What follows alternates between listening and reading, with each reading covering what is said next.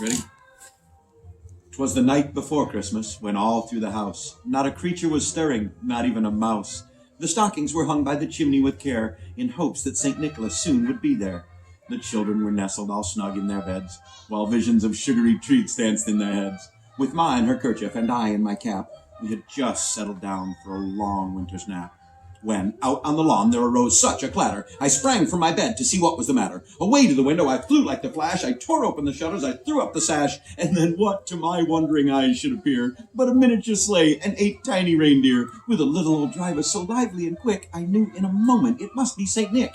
And more rapid than eagles his reindeer they came, and he whistled and he shouted and he called them by name. Now Dasher, now Dancer, now Prancer and Vixen, on Comet, on Cupid, on Donner and Blitzen, to the top of the porch, to the top of the wall, now dash away all. And so, up to the housetop his reindeer they flew, with a sleigh full of toys, and St. Nicholas too. And then in a twinkling I heard in the roof the prancing and pawing of each reindeer's hoof.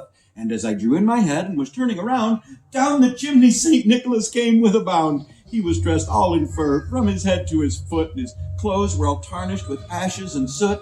A bundle of toys he had flung on his back, and he looked like a peddler just opening his pack. His eyes, how they twinkled, his dimples, how merry. His cheeks were like roses, his nose like a cherry. His droll little mouth was drawn up like a bow, but the beard on his chin was as white as the snow. The stump of a pipe he held tight in his teeth, but the smoke, it encircled his head like a wreath. He had a broad face and a little round belly that shook when he laughed like a bowl full of jelly. He was chubby and plump, a right jolly old elf, and I laughed when I saw him in spite of myself.